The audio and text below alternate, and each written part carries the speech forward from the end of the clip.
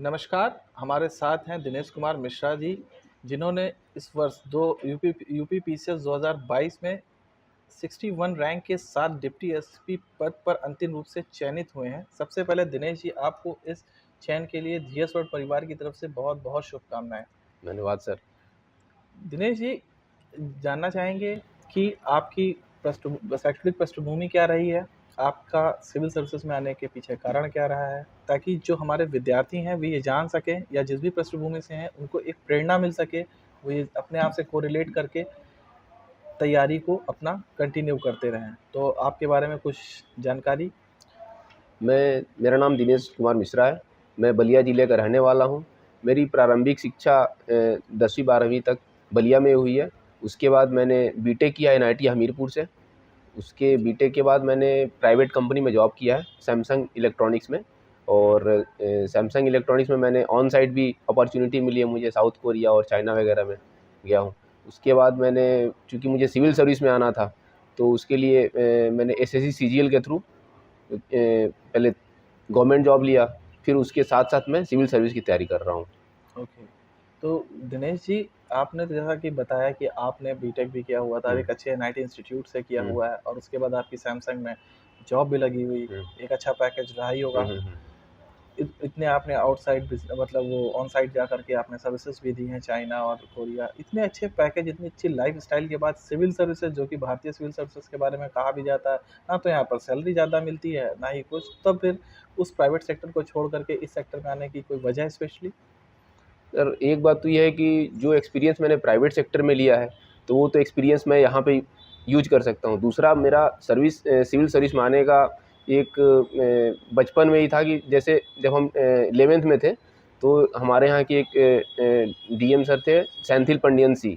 तो उनसे एक बार मुलाकात हुई थी, मतलब पुलिस लाइन में वो आए थे, तो उनसे मुलाकात हो गई। उस टाइम हम लोगों की गर्मी की छुट्टियाँ चल रही थी, तो उन्होंने बोला कि कौन से सब्जेक्ट पढ़ते हो तुम लोग? तो हम लोग बोले सर फिज़िक्स। तो उनके पास हम लोग 4-5 दिन पढ़ने के लिए गए थे, 3-4 के ग्रुप में। तो पढ़ाई के दौरान उनके पास फ़ोन आता था, और तब हमको पता चला कि इस पद की गरिमा क्या है। उनके हाथ में बहुत सारे डिसीज़न लेने होते थे। उनके हाथ में, मतलब ऐसा होता है कि पूरे ज़िले का, उनके मतलब कैपेसिटी इतनी होती है कि आप बहुत लोगों की सेवा कर सकते हो। तो उस पद की, वो शुरू से ही था कि उस पद में आना है। पर ये था कि जैसे-जैसे 12वीं के बाद एक होता है कि चूँकि आदमी सामान्य परिवार से है, तो मतलब कुछ ना कुछ नौकरी ले। तो बीटेक करने पे सबसे ज़्यादा अपॉर्च्युनिटी होती है कि आपको जल्दी से जल्दी कोई नौकरी मिल जाए। तो इसीलिए मैंने बीटेक किया था। अच्छा, मतलब आपने शिक्षा के रूप में एक ऐसी शिक्षा का चयन किया, हाँ, जहाँ पर आप सबसे पहले एक अपना सेल्फ डिपेंडेंट हो जाएँ। सेल्फ डिपेंडेंट हो जाएँ। इसलिए इसलिए सबसे पहले वो कार्य किया और उसके बाद सिविल सेवा में आए। हाँ सर। अच्छा दिनेश जी, जैसा कि आपने तैयारी करी और इतने उच्च रैंक पर मतलब सफलता को अर्जित किया हुआ है, हुँ, तो परीक्षा का जैसा कि पैटर्न होता है, प्री, मेंस और इंटरव्यू, साक्षात्कार जिसे हाँ कहते सर। हैं। तो इस दौरान आपकी जर्नी कैसी रही? आपका स्टूडेंट के लिए क्या संदेश है कि मतलब कहाँ से कैसे पढ़ना चाहिए, क्या करना चाहिए? ये मेरा चौथा प्रयास है। इसके पहले ये मेरा दूसरा इंटरव्यू है। इसके पहले मैं 2020 में इंटरव्यू दिया था, ओके। और ये मैं तो उसमें कुछ मिला नहीं था।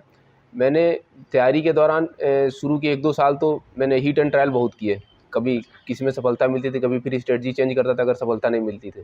तो अभी तक जो मैंने सीखा है, तो जैसे कि उसमें 2-3 चीज़ें होती हैं। जैसे अगर आप किसी कोचिंग संस्थान में हैं, तो उसके नोट्स पढ़ लीजिए स्टैटिक्स के। और मतलब, या फिर अगर आप किसी कोचिंग के, तो ऑनलाइन आपको अपॉर्च्युनिटी मिल जा रही है आजकल, है ना? तो वहाँ से आपको शॉर्ट नोट्स बनाइए, जो भी आप स्टैटिक्स पढ़ रहे हैं, क्योंकि लास्ट टाइम आपका रिवीजन नहीं होगा प्री के जी। लिए, तो पॉइंट वाइज़ जो आपको नहीं आ रहा, उसका शॉर्ट नोट्स बनाइए। और उसके अलावा आपको करंट अफ़ेयर या कोई भी एक मैगज़ीन या कोई कोचिंग संस्थान में जिसमें आप पढ़ते हैं, उसका मैगज़ीन ले लीजिए। और इसके साथ मैंने लूसेंट पढ़ा था प्री ओके। के लिए। जी। और सर, मेंस के लिए मैंने प्री निकलने के बाद मेंस के लिए मैंने एक टेस्ट सीरीज़ जॉइन किया था, ये इसी जीएस वर्ल्ड का ही। तो उस टेस्ट सीरीज़ में 2-3 लोगों से सजेशन लिया था मैंने कि किसका जॉइन करना चाहिए, तो उन्होंने बोला कि ये काफ़ी रिलेवेंट कंटेंट होता है इनका। जीएस जैसे वर्ल्ड कि का। हाँ, तो एक होता है कि जैसे कुछ टॉपिक होते हैं, तो जीएस वर्ल्ड का मेरा जो फीडबैक होता है यहाँ पे, तो जैसे फीडबैक लेके मैं जाता था, और उसका जो आंसर वो लोग देते हैं कोचिंग वाले, तो उसमें जो पॉइंट नहीं होते थे, तो जो मेरा बुक होता था, मैं उसको मेन बुक बनाता था, उसके पॉइंट्स लिख लेता था मैं।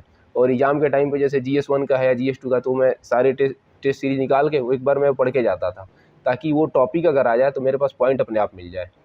कुछ मैंने लिखा है, कुछ फीडबैक में आया है, या फिर जो उसका मतलब जो भी आंसर शीट है, तो इसके लिए बहुत मुझे मतलब सपोर्ट मिला था। अच्छा, मतलब क्योंकि आप समय अभाव में रेगुलर क्लासरूम तो कर नहीं सकते थे, हाँ। तो आपने एक अपनी तैयारी को पैना करने के लिए एक लिटमस टेस्ट के रूप में जीएस वर्ड की टेस्ट सीरीज हाँ सर। को ज्वाइन किया, और जिसने आपकी सफलता में एक सहायक रूप से सिद्ध हुई।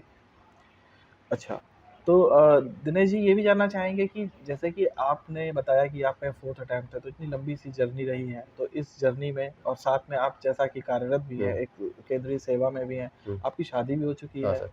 तो तैयारी के दौरान ये सब चीज़ें लोगों को के साथ एक बाधा के रूप में भी कार्य करती हैं। आपने इसको कैसे मैनेज किया? सर ज़िम्मेदारियाँ तो बढ़ती गई, जैसे शादी हो गई, और फिर फैमिली पहले से था, लेकिन पर ये सर कि फैमिली का सपोर्ट हमेशा रहता था। फैमिली और जो मेरे फ्रेंड्स हैं, मेरे फ्रेंड्स मतलब ऐसे अच्छे-अच्छे जगह पे हैं, बड़ी-बड़ी कंपनियों में, गूगल में है, फेसबुक में है, कुछ लोग मैक्सिमम लोग यूएस में ही हैं, हम लोग के साथ वाले। तो उन लोगों का हमेशा सपोर्ट रहता था। मतलब जहाँ से हमने एक साथ शुरू किया था, लेकिन बहुत ज़्यादा गैप हो गया, लेकिन हमेशा बातचीत होती रहती थी, तो मतलब ऐसा नहीं लगता था कि मतलब ऐसा कभी-कभार लो आता था, जैसे कभी आदमी इंटरव्यू में रिजेक्ट हो जाता था, कभी प्री में, कभी मेंस में, तो लो फील तो होता था, लेकिन वहीं थोड़ा-सा कुछ टाइम के बाद मैनेज करके फिर वहीं लगना पड़ता था सर। जैसा कि अभी एक ऑनलाइन और ऑफलाइन के बीच में एक सजेशन का दौर सा चल रहा है कि भाई आप ऑनलाइन पर शिक्षा पद्धति जो है ये आज के समय की मांग है, या यह सिर्फ कोरोना के समय की थी, या आफ्टर कोरोना स्टूडेंट को ऑफलाइन क्लासेस ज़्यादा ज्वाइन करनी चाहिए या ऑनलाइन? तो इसके बारे में आपके क्या सजेशंस हैं?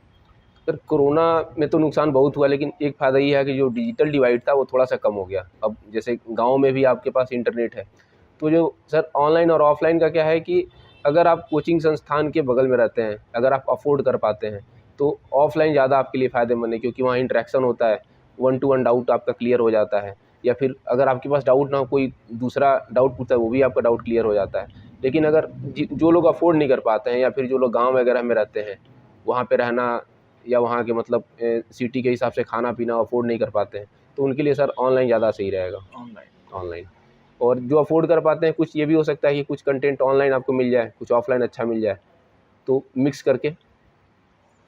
अच्छा। अच्छा दिनेश जी, जैसे इस बार का रिज़ल्ट आया उत्तर प्रदेश पीसीएस 2022 का, हाँ सर। इसमें लड़कियों ने बहुत बाजी मारी। टॉप 10 में 8 लड़कियाँ हैं। हाँ इसको सर। आप किस दृष्टि से देखते हैं? ये सर मतलब हम लोगों के लिए बहुत अच्छी चीज़ है कि लड़कियाँ आ रही हैं, मतलब लड़कियों को मतलब एक तरह से पैट्रियार्कल माइंडसेट, इसका मतलब ये है कि ख़त्म हो रहा है। ऊँचे दर्जे पे लड़कियाँ बैठेंगी तो पॉलिसी उस हिसाब से बनाई जाएँगी, फिर ऐसे ही बढ़ोतरी होगी और मोटिवेशन भी रहेगा, ताकि और इसके साथ-साथ लड़कियों के लिए मोटिवेशन तो रहेगा ही, और जो पेरेंट्स हैं उनके लिए भी रहेगा, उनको भी लगेगा कि इनके पेरेंट्स ने साथ दिया तभी यहाँ पहुँची हैं, तो बाकी पेरेंट्स भी मोटिवेट करेंगे, तो इससे सर अच्छा एक तरह से अच्छा एग्ज़ाम्पल सेट है इस बार, और हमारे मुख्यमंत्री ने भी अलग से ट्वीट करके सराहा है लड़कियों को। Okay, okay. तो अच्छा दिनेश जी, ये जानना चाहेंगे कि शहर से बाहर जब स्टूडेंट एक पढ़ने आता है, जैसा कि आप भी आए, कोई भी एस्पिरेंट अगर कोई पढ़ने आ रहा है, तो वो किस तरीके से किन समस्याओं का सामना करता है और फिर उन्हें उसे कैसे फेस करना पड़ता है? क्योंकि उसके ऊपर एक दबाव भी रहता है कि हम शहर के बाहर हैं, भटक ना जाएँ, हुँ। माता-पिता की चिंता है। सेम एस्पिरेंट के हुँ, रूप में हुँ, आपने हुँ। भी फेस किया होगा। हुँ, हुँ, हुँ। उससे आप निपटे कैसे? ऐसे छात्रों के लिए एक मैसेज, जो कि बाहर रह रहे हैं, वो किस तरीके से अपने आप पर कंट्रोल करते हुए तैयारी करें ताकि अंतिम रूप से सेलेक्ट हो सकें? उनके लिए कोई मैसेज? बाहर के लिए सर 2 चीज़ें हैं। एक तो कुछ चीज़ें हैं कि मतलब इतनी अपॉर्च्युनिटी होती है कि आप पढ़ाई छोड़ के कहीं और भी इन्वॉल्व हो जाते हैं। तो एक तो समस्या ये है, तो उससे उस चीज़ के लिए आपको ये फ़ोकस करना पड़ेगा कि आप किस चीज़ के लिए आए हैं। आपको उस चीज़ पे पहले फ़ोकस करना पड़ेगा। दूसरा चीज़ ना करते हुए पढ़ाई को ज़्यादा इम्पोर्टेंस देना है। पढ़ाई में भी सर आजकल मार्केट में कंटेंट इतना ज़्यादा है कि आपको ये ज़रूरी जानना है कि क्या नहीं पढ़ना है। अच्छा। मतलब आपको छाँटने आना चाहिए कि क्या नहीं पढ़ना है, क्योंकि ख़ासकर से ऑनलाइन जैसे कि टेलीग्राम पे आप चले जाइए, हर एक चैनल पे खोल के जाइए, आप पीडीएफ डाउनलोड करते रह जाएँगे। ओके। तो इस चीज़ को आपको जानना है कि आपको क्या नहीं पढ़ना है। इनसे इवन बचना हाँ, चाहिए इनसे कि बचना चाहिए, क्या नहीं पढ़ना है, बाकी तो आप पढ़ लेंगे। तो इसी क्रम में आप प्रीवियस ईयर क्वेश्चन पेपर को किस प्रकार से देखते हैं? और छात्रों को क्या बताना चाहेंगे, विद्यार्थियों को, कि previous year question paper solve करना किस हद तक सही है? और या क्या मतलब इसको किस दृष्टिकोण से देखते हैं? सर प्रीवियस ईयर क्वेश्चन हर एक स्टेज के लिए बहुत ज़्यादा ज़रूरी है। प्री हो या मेंस हो। प्री में तो ये हो सकता है कि कुछ क्वेश्चन कुछ लोग बोलते हैं रिपीट नहीं होता है, कुछ लोग बोलते हैं रिपीट होता है। अगर इनकेस रिपीट भी नहीं होता तो आपको थीम पता चल जाता है कि राइट। कि क्वेश्चन इस थीम से आ रहा है। कई बार क्या होता है कि ऑप्शन बदल के सेम क्वेश्चन पूछ लिया जाता है या ऑप्शन से पूछ लिया जाता है। तो प्री के लिए तो बहुत ज़्यादा ज़रूरी है, आपको कम से कम पता चल जाता है कि करंट अफेयर में भी जो पिछला है वो तो दोबारा आना नहीं है, लेकिन ये पता चल जाता है कि जो नया करंट अफेयर उसमें किस चीज़ पे ध्यान देना है पढ़ने के लिए। तो प्रीवियस ईयर क्वेश्चन पेपर बहुत ज़्यादा ज़रूरी है। और मेंस के लिए तो सर सबसे ज़्यादा ज़रूरी है कि जैसे आप यूपीएससी की तैयारी कर रहे हैं या यूपी पीसीएस कर रहे हैं, अगर आप लास्ट के 10 साल का पेपर आप खुद से राइटिंग करके प्रैक्टिस करते हैं तो एक तरह समझिए आपका सिलेबस पूरा तैयार हो गया करंट टॉपिक को छोड़ के। ओके। अच्छा, तैयारी के दौरान जो क्लासरूम प्रोग्राम होता है, वो किस प्रकार से सहायक होता है एक विद्यार्थी के लिए?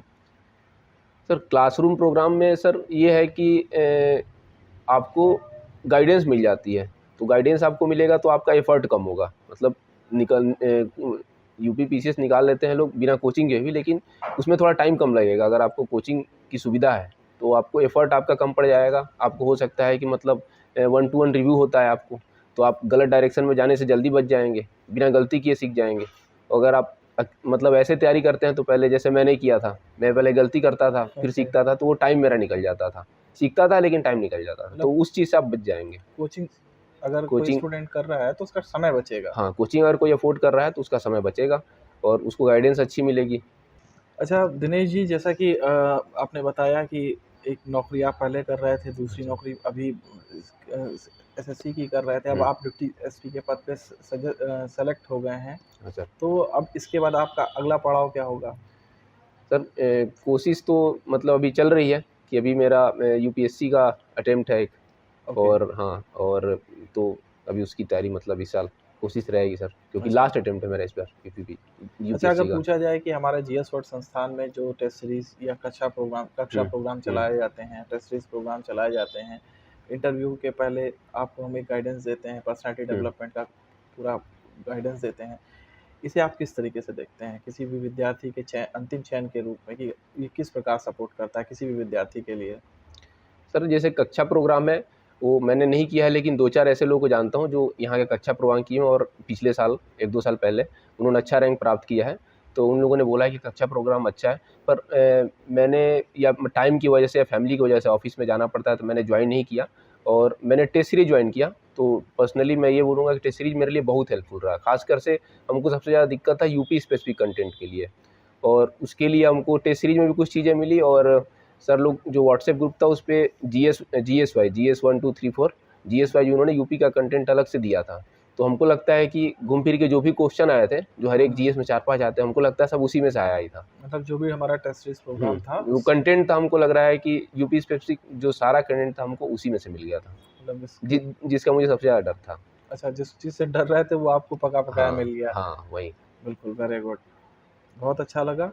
और क्या कहते हैं, इसी के साथ अभी हम देख रहे थे, हम मिले थे अभी दिनेश कुमार मिश्रा जी से, जिन्होंने डिप्टी एसपी के पद पर रैंक 61 रैंक के साथ सफलता अर्जित करी हुई है। बहुत-बहुत धन्यवाद Dinesh Kumar thank you Mishra sir. Ji.